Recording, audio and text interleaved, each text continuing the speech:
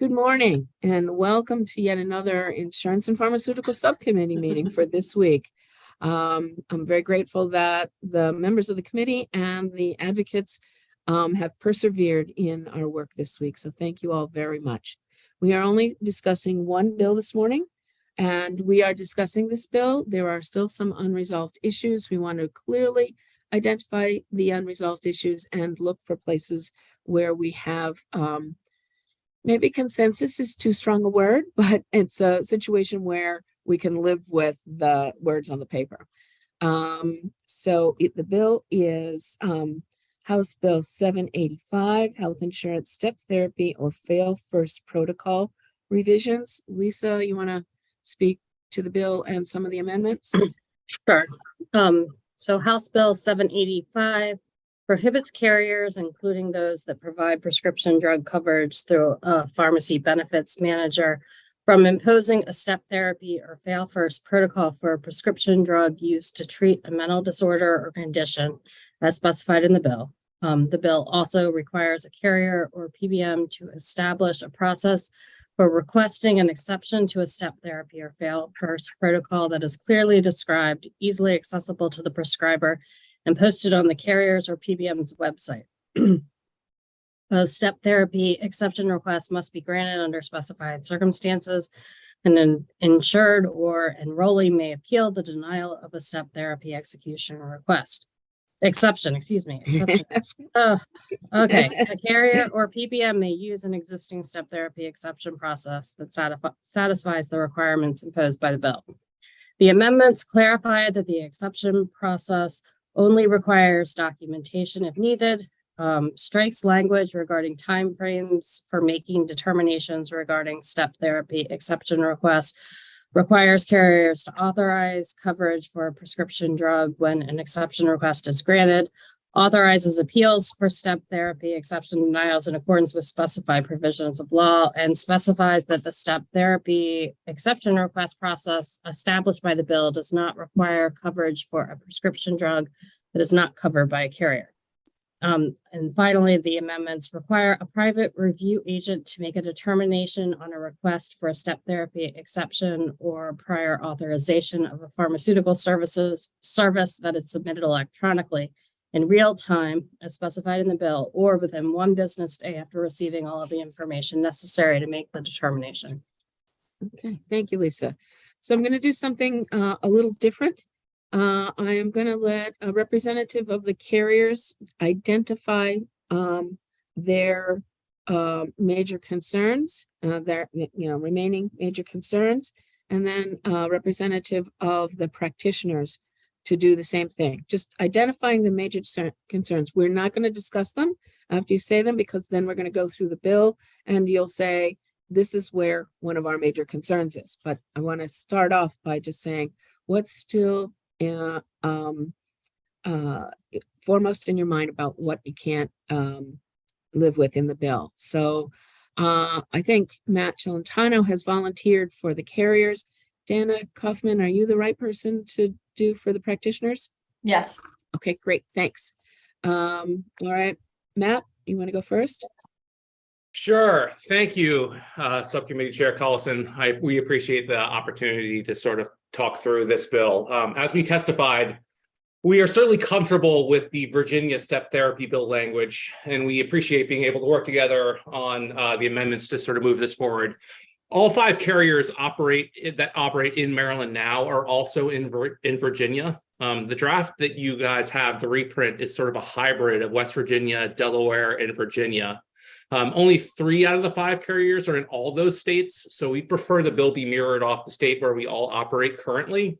There's also some deviations in the bill that we aren't really comfortable with. Well, I know we're going to go line by line, but on page 4, line 7, the line after contraindication should be stricken, like the likely cause and adverse reaction, physical harm or mental harm to the insured. It's really broad and inoperable. It's also not in the Virginia law. And then there's some new behavioral health specific language we're uncomfortable with for a few reasons, and I'm sure we're going to talk about it. But just real quickly, Maryland already has a law that prohibits step if a member has been on a drug during the previous 180 days. And carriers also have to honor a prior auth when they're coming from another plan. There's exemption policies built into the bill already. So if there could be an issue, the doctor could request the exception, and we need to reply in the legislated timeframes. The timeframes are the same for an exception policies as they are for STEP. Also, no other state has this language whatsoever in their step law. So we're sort of uncomfortable with moving forward on that. And with the safety measures in the current law and in this bill, we just don't think there should be a blanket exemption for all the behavioral health drugs. And that goes back to the conversation we had on House Bill 305. That being said, we're totally fine with the formulations language on page 5 of the bill that was a part of the House Bill 305 discussion. In light of adopting sort of the compromises from that discussion that we had throughout the session, we think it would also be it would be smart to incorporate the other consensus discussions we had on HB 305, and that's the Virginia e-prescribing, electronic prior auth, and real-time benefit language that we all agreed to during the UR discussions, sort of as a path to modernization for the entire communications chain. This is also an important flip side to the coin to the real-time language that's in the redraft in front of you being incorporated. For that to truly deliver, we got to work on bringing the providers in to maximize the use and the value of the electronic systems. So those are our overall sort of thoughts on the bill, and we would love to sort of dig in. So thank you for the opportunity. Thank you, Matt. Okay, Dana? Okay, that was a lot. I would say that the exception language, yes, it was drafted very closely to Virginia. The one language that is on page 4 from lines 7 through 9 was actually both in West Virginia and Delaware. I think it is, again, this is just an exemption request. It is not a mandate. It is a request. So I would like that language to stay. It is operational in 2 other states. So, and I have never heard of carriers having issues in those other states with it. And again, it's a request. As far as the requirements for the timeframes, it doesn't seem that there was any issues with that. We mirrored that off of concerns raised that those are part of the benchmarks. And when I talked to the department, the Maryland Healthcare Commission, they did confirm that all the carriers have those processes in place. So we worked really closely to make sure that we were not creating new timeframes. As far as the issue with what I would say the straight exemption, yes, this is language that is not in other states, but other states have looked at mental illness, especially serious mental illness. I do think that there is other stakeholders on the call that can probably better address that issue. But I think it's always very important to remember that these are medications, and when you're dealing with a serious mental illness, you're talking about bipolar, schizophrenia, that having to try different medications before you try what may be preferred. And again, these medications are very sensitive. There's not just trying to control the conditions, but also controlling the side effects of those conditions. And when medication doesn't work, the outcomes are often very bad. So, but I do think that there are other stakeholders. As far as incorporating the real time and things along those lines, I would say we are already going to be looking at the prior authorization, and we should look at that in the totality of what we do this summer and not put it into this bill. Okay. All right. Thank you both. So with those sort of in the context in which we look at the bill, if you have the reprint in front of you, we're going to start with page 1. And are there any issues on page 1? The only change is line 22 and 23, which I think is a definition. Everybody's good with that? Okay. Then we're going to page 2. And I think we've got lines 6 to 10. Any issues with lines 6 to 10? Okay, let me just say, please, to the participants, if you have an issue, please just raise your virtual hand and I'll get back. It tells me when you raise your hand, so I can get back to you. So we're going to move to page 3. Okay, page 3 is, I think, where the issue regarding the mental health drugs begins, and that's on 22 to 27. So can I know that Dana said there were a couple of other folks who might, am I right in that this is one of the outstanding issues? Okay.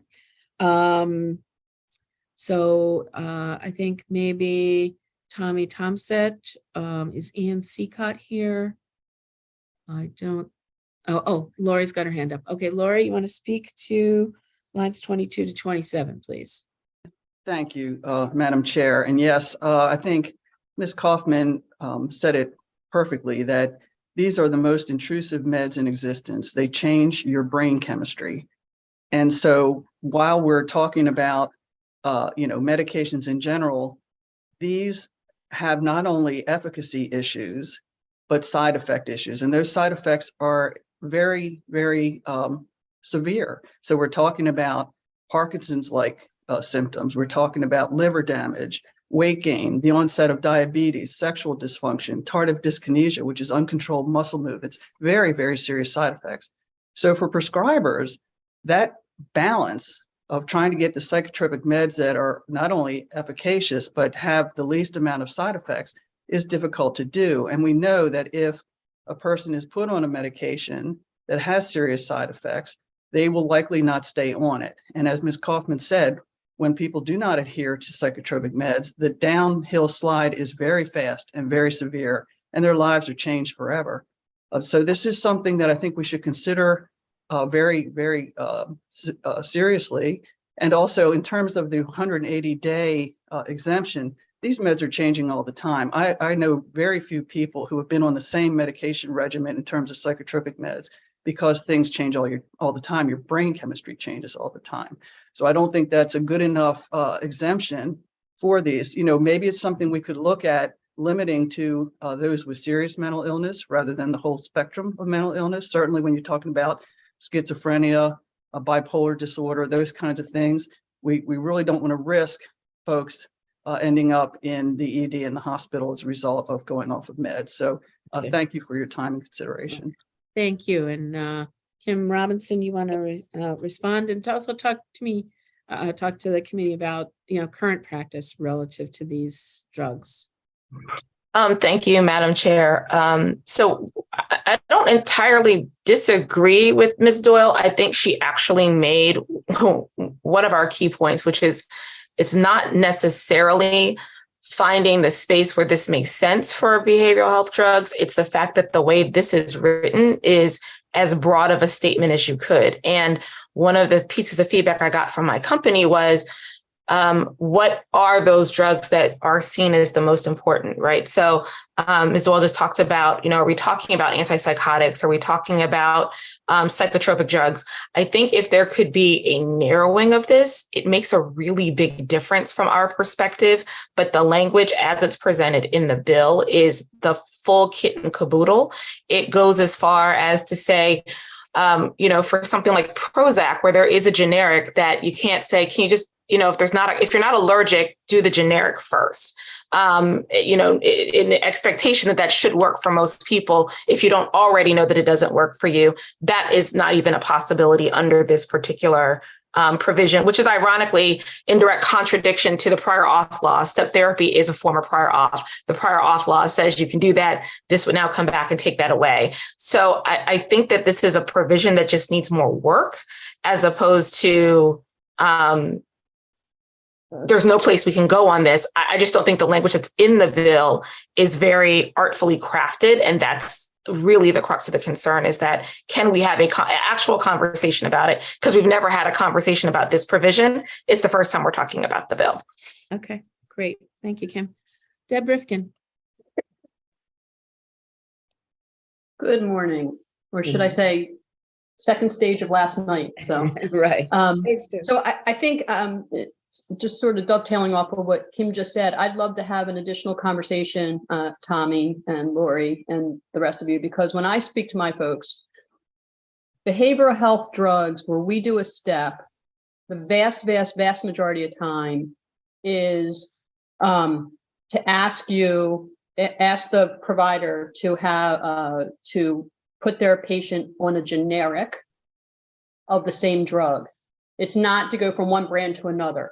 And so, Lori, I get what you're saying. You don't want them to take brand A, and we have to tell you to go to brand B and C before you get, because those are different compositions and different chemical This is truly, and at least for my case, asking you to try the generic first.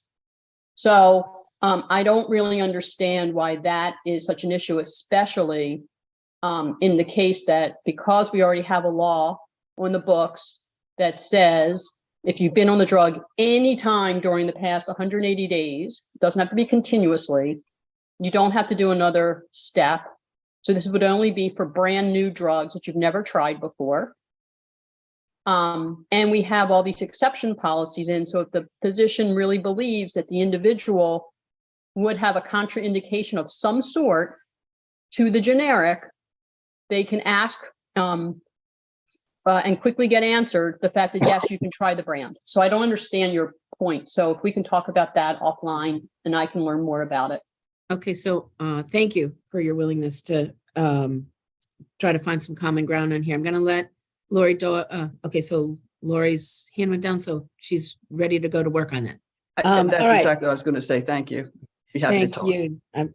All right, so let's look at lines 28 through 30 about establishing a process. Any problem with that language? Seeing none, we're good. 31 to 32, and then to 1 and 2 on page 4. Any problem with that language? We added if needed. Is everybody okay with that? All right. Now we have a lot of new language on page 4.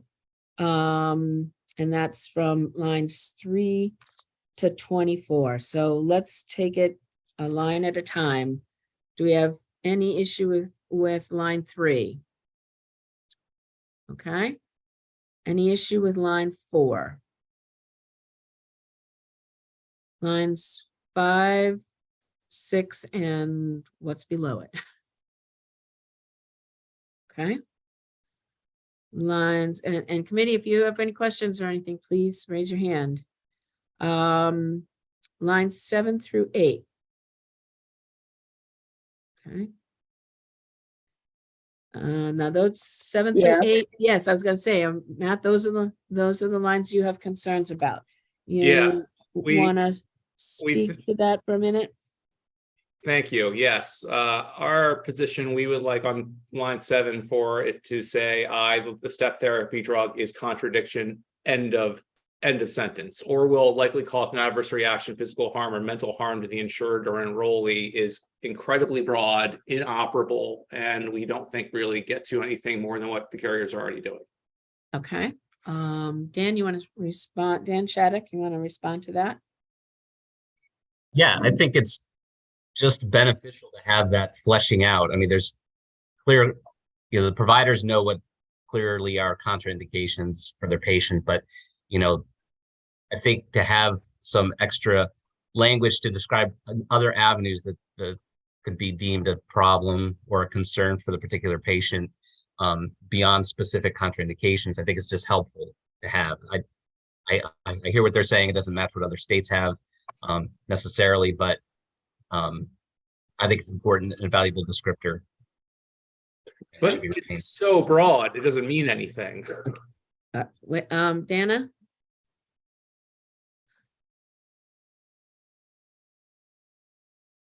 You're still on mute. Yeah, sorry about that.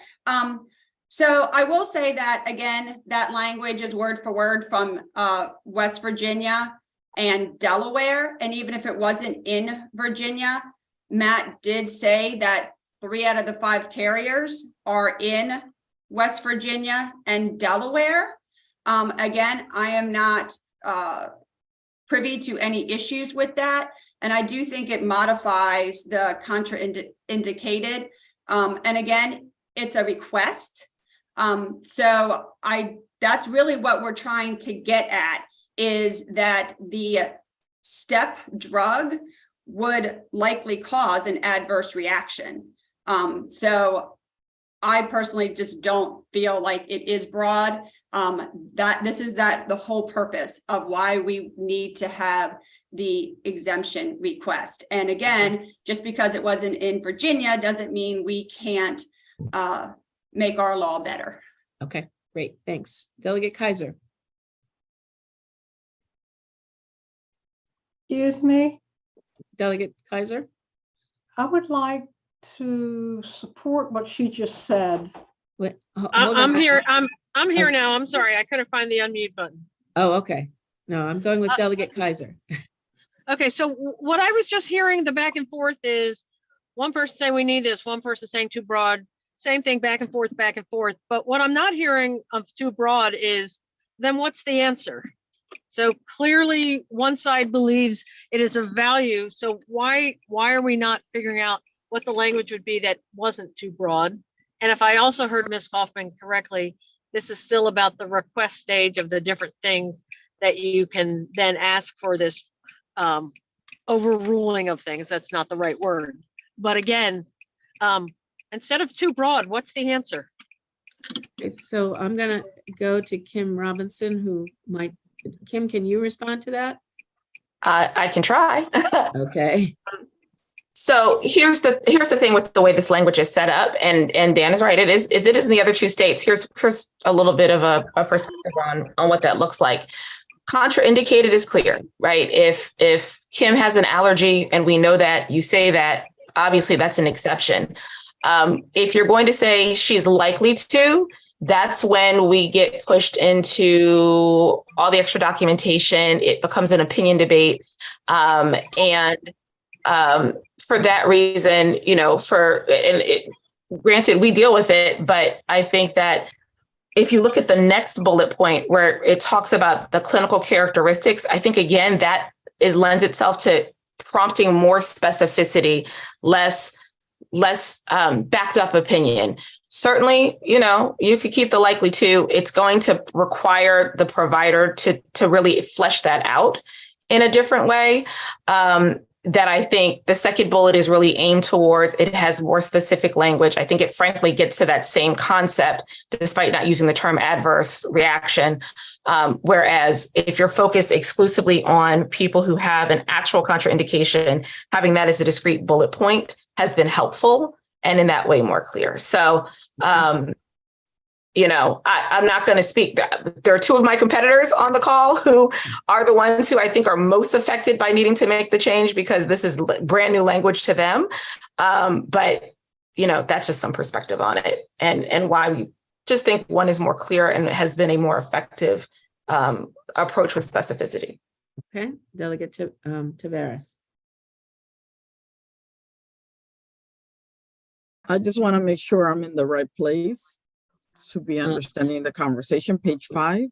Nope, page 4. We're looking at Okay. lines 7 through 9. Thank you. Delegate Collison, can I ask a follow-up on that last question? Sure. And I'm sorry, I got kicked off for a second as I was pulling in here. My question was, don't keep saying too broad without a recommendation. And what I heard back was that it just wasn't good. So I just want to clarify.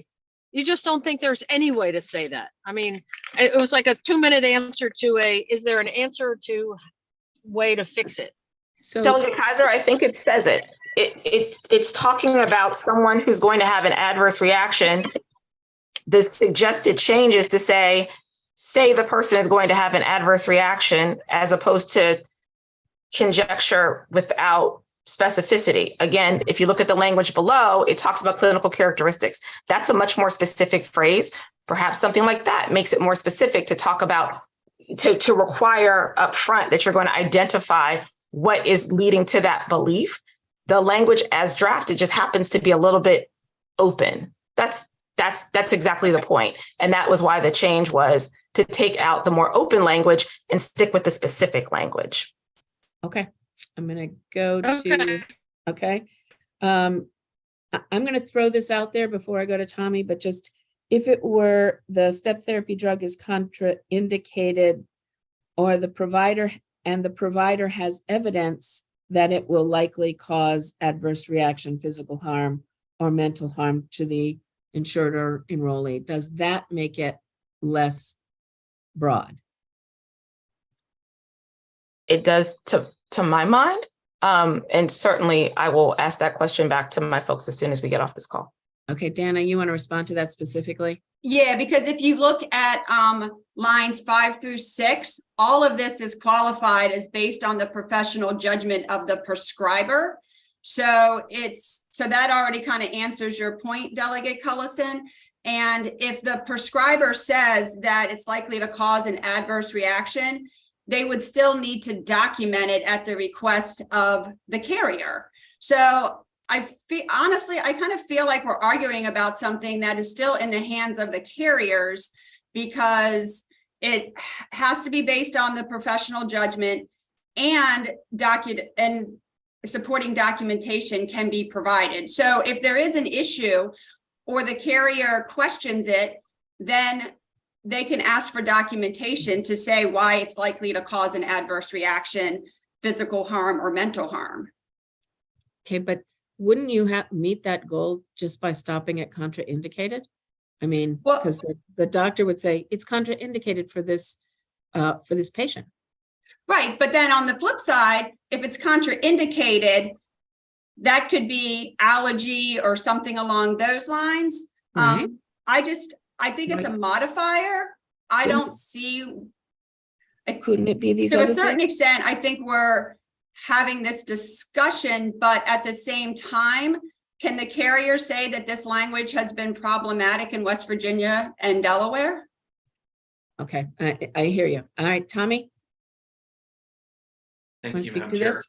I think the difference, the way I see this difference at least, is that it's contraindication, and then the second half is basically describing side effects. So one side of the argument, it resolves itself, whereas the other contraindication will never resolve itself. And I think that's why you see a broader language in this bill to get both sides of what a doctor or a physician may be looking at when making these prescribing recommendations. So I think it is important language. I don't think it's overly broad. I think it's just a way to describe, maybe inartfully, and maybe that's something we can work on, contraindication versus side effects, because though we use them interchangeably all the time in our discussions, they're not the same thing.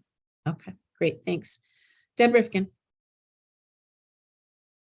And please So- now keep your comments to Yeah, I additive, know. Sorry. right?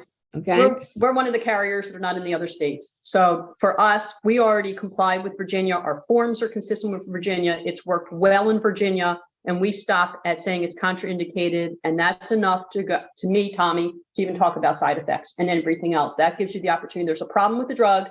We need to use something else. So we would ask to have consistency. We have members go back and forth between Virginia and Maryland. They're not, this is a very fluid area between Maryland, DC, and Virginia. And so we would ask that the loss is consistent with Virginia. okay, great. Allison Taylor. Hi, as the other carrier that's not in West Virginia or Delaware, I understand the point about side effects and was reading contraindicated to include that. But if there's a way to make that specific, to add the word side effect as opposed to that, or, something like step therapy drug is contraindicated or causes adverse side effects or something. I think Okay. maybe we could get to something with Got it. that. Dan Chaddick. Thank you. I just wanted to comment about the need for consistency across the state. I appreciate that and understand the challenges that the carriers may have with the differing states' policies. But from a patient perspective, we're looking at having, the most advantageous law for the patients and the providers to accommodate that patient-provider decision-making. And if there's variation in Maryland, it's because it's what's important for Maryland. And if forms need to change a little bit, our providers are focused on their Maryland patients. They're not bound by the rules of the other state and how the carriers have to adapt to that. They're bound by the rules of Maryland. And when we point to the other states to use as an example of what's in the law around step therapy, we're looking at it as in two ways. One, there seems to be a common theme around the surrounding states that there are step therapy provisions in more detail than what Maryland has. And if the carriers aren't in all of those states, what if another carrier comes into this state that might be in West Virginia and Delaware, and they're looking at it like, why isn't this the same? So it goes multiple ways is all I'm saying. Like, let's just consider that point of view. Okay, thanks. All right, so we've got some work to do on 7 to 9 on page 4. Now I'm going to ask en masse lines 10 to 24. Anybody have any concerns with lines 10 to 24? Okay. Crossouts in lines 25 to 31. Any concerns with those? Allison, your hand is up. I think, is it still up from before, or you have concerns? Okay, great. Thanks. Yep. Okay, so we're okay with the crossouts in 25 to 31. Going on to page 5, we got the crossouts in 1 to 8. Any problems with 1 to 8? Okay, not seeing anybody. Looking at the language under line 8.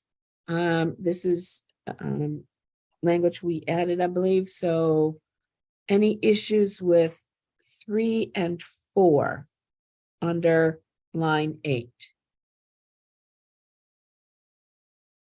Okay. Let's look at lines 10. Let's look at lines 10 to 18, or 9 to 18, I guess. Issues. Kim Camerata. Yes, good morning, Madam Chair. In our letter, HAU raised a concern that lines, I guess, 10 and a half through 13 could potentially be misread to swallow the rule. Our concern is that the language could be misread to suggest that consumers have to try an AB rated generic equivalent or interchangeable biologic product, such that the rest of these exemption requirements in the bill would not apply. I've spoken with Dana about that. She said that's not how it's interpreted in Virginia. I've heard conversations today from the carriers that have said, we'd like to be able to require use of generic in the first instance. We do have this provision, of course, that if you've been stable on a drug and you're using the drug and you've been on it for 180 days, what we don't want is this new language to sort of swallow that rule because of a misinterpretation of the language. So we had suggested an amendment to the bill to have after an entity subject to this section from requiring an insured or enrollee to initially try an AB rated generic or equivalent, to have initially tried. That way it would make clear that that sort of first time someone needs to be put on a medication, the ask of the generic use is appropriate, but to the extent that someone's been on a drug, perhaps the brand name for a long period of time, and then a generic becomes available, that they need not try that generic if they've been stable on the drug and otherwise meet the criteria in this bill. Okay, I'm going to go to Matt to respond directly to that because I think Ashley's going to bring another issue. So Matt. Thank you, Delegate Carlson. So I would say without having the letter or the language in front of me, I would ask that the subcommittee reject initially. I'm getting lots of communication that no state in the country has done anything like this. It's not in any of the states surrounding us. I also haven't seen the written testimony, so I'm not sure how to sort of analyze it, but my initial feeling and reaction from the carriers is no state's done this, we should not do this. Okay, well, we're going to still be working on this section, so we'll get you that letter and, see if there's something we can work out. Ashley. Yeah, hi. Mayor. The issue that we, the generic and biosimilar manufacturers would like to raise is the inclusion of biosimilars. I see you have the inclusion of interchangeable biosimilars. Interchangeable, there's only 3 of them. They are the biosimilars that a pharmacist can substitute without contacting the physician. So in this instance, when we're talking about patient choice, doctor choice, if you're including interchangeables that can be switched without even notifying the physician, it does not make any sense not to include biosimilars. Biosimilars are administered in the healthcare setting by the physician, by the healthcare practitioner. And also not including biosimilars, you're going to exclude the vast majority of biosimilars. As I said, there are only 3. And the 3rd just came online in January. The 2 of them are insulin. One will be a biosimilar for Humira. It's just, if you keep biosimilars out, all of the savings that are possible, and this is, it's going to be decided by the physician. And so we just want the formulary to make sure that the biosimilars are available for the physician to choose. And without that in there, the savings that biosimilars provide will not be attained in Maryland if it's not included in the exemption, like AB rated generics have been, like interchangeables are. And so we would just request for patient choice and for more affordable medicines, which is obviously important to Maryland. We've worked with your affordability board to even establish it as an industry. We really think that that is something that the affordability board would support as well. Okay, thank you. Darren Johnson. Thank you, Madam Chairman. Darren Johnson on behalf of Amgen. And just to remind everybody, Amgen both is a manufacturer of both brand name products as well as biosimilars. We have 6 biosimilars that are on the market. We have not seen an issue with there being problems with providers being able to utilize biosimilars. And let me just correct a little bit.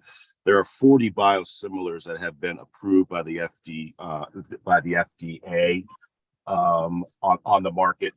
And so there's plenty of them out there. We also have not seen any issues with the carriers being able to currently allow for a biosimilar to be the first product that's part of a step therapy. So we don't think this issue that's being brought up is really germane to the step therapy issue. We think it's another issue that should be addressed separately in separate legislation. And I would reiterate again that this language is not in any of the surrounding states. We worked on the step therapy bill in 2019 in Virginia. And it's been in the law for 5 years, and this issue has never come up. So we would oppose any inclusion of biosimilars in this bill and have it as a separate issue. And Chairwoman, we're trying to fix that. Companies like Amgen that are trying to push people towards the more expensive interchangeable did get laws passed in other states. There are now 11 other states that we're working in trying to fix that mistake. And we're just trying to prevent Maryland from being another one to follow it and have to come back and fix it later. Okay. Madam Chair, I just want to say one thing, if I can, please. We, like I said, we have both biosimilars and brands. We want the patients to be able to utilize whatever their physicians would like. If we wanted this as a biosimilar company, we'd be supportive of it, but we want biosimilars and brands to be on and interchangeables all to be on equal footing, and we don't want to give preferential treatment to one or the other. So thank you. Okay. Dana Kaufman, and last word on this, because clearly this needs some work. Right, thank you. I would just say that this provision in here, these lines, it was included in the bill and it's been included in other states to address concerns that the bill wasn't trying to ban the practice of requiring a patient to try a generic. when Maryland put the interchangeable biological products in the statute, there was a lot of discussion about that, about notice to the physicians, because again, this is not a decision by a physician. This could actually be done at the pharmacy level. So we do think that this is a bigger issue that needs to be discussed. I have spoken to one of my rheumatologists and hematologists, and they all expressed concerns about, they have no issue starting on a biosimilar, but given the makeup of those drugs, they do have strong concerns about switching. So I think that this is an issue that needs a lot more discussion. So we are all very clear on the effects of it and what it does, and that it's an issue that is bigger than what the step therapy exemption bill is doing. Okay. All right. Ashley, I know we don't have time to debate it. Okay. We're going to be working I on wasn't this. going to debate. Yeah, I was just okay. going to say that interchangeables are the only one that can be switched without physician notification. So you have them in there already, Okay. the ones that are switched. Thanks. All right. So we know that section needs work. I got an X on the page. Lines under line 15, require an entity to provide coverage. Any problems with that language? Large Roman numeral 2. Okay. 16 through 18. Any issues with that?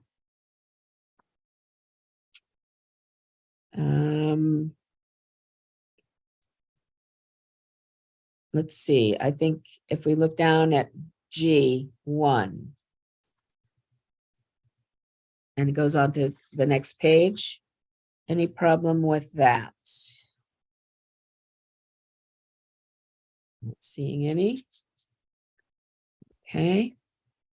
Now looking at what would be page 6 of the bill, and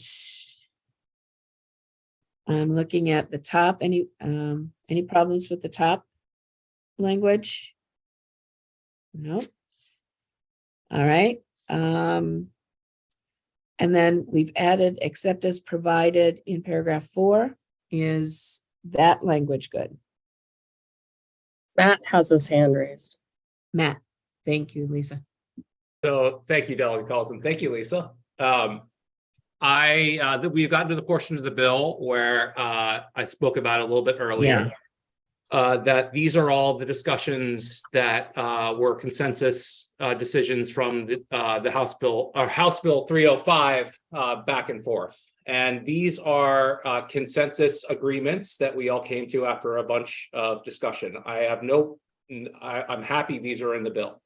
I will say that I think it is fairly disingenuous of the proponents to not include the Virginia e-prescribing electronic prior auth real-time benefit language from Virginia that we all agreed upon. So they're bringing over the parts that they were the proponents on that they agreed to, but after lots of discussion, the parts of the bill that we all agreed to that we had brought to the table, that's a bridge too far. And that has to wait to the interim for the discussion. I think that's fairly disingenuous. And if we're going to move forward and modernize the electronics communication system, we should bring that portion of the bill and that discussion that was also consensus. It only makes sense to me. Okay. Dan, I'm going to give you the final word. We know we need to work on that section, but I want to thank everyone for getting this far in this bill. Dana?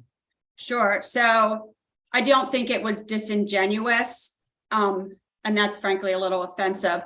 The reason we put this in this bill is because it was directly related to psychiatric drugs and the issues of patients getting denied during a course of treatment because the psychiatrists were needing to send 2 prescriptions in order to get the right dosage.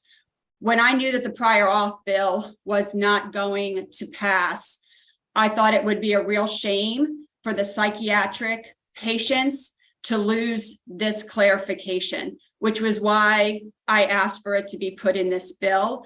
As far as the real time, there were also other studies that were part of the prior auth bill, like the gold card and things along those lines. They're not in this bill either. But we didn't agree to there those. was We already, never agreed to those. and I agreed and said that I didn't have an issue with the real-time benefit as part of that whole bill, but that whole bill didn't get passed, and we're going to be looking at that. But at the end of the day, if we can fix an issue for the psychiatric patients, why wouldn't we? We're gonna make Matt, serious- we're gonna have this discussion, and I am old and have to get across the street. The speaker starts at 10, so we understand there are still issues to be worked out. We'll do some conversations between now and next Tuesday, and hopefully come back with a product that everyone can sign off on. We've got a lot of it signed off on now. So thank you all very much for your work and your time, and we'll see you on the floor. Please watch your emails in the event that we have to schedule something off schedule. So thank you all. Have a great Thank you. day.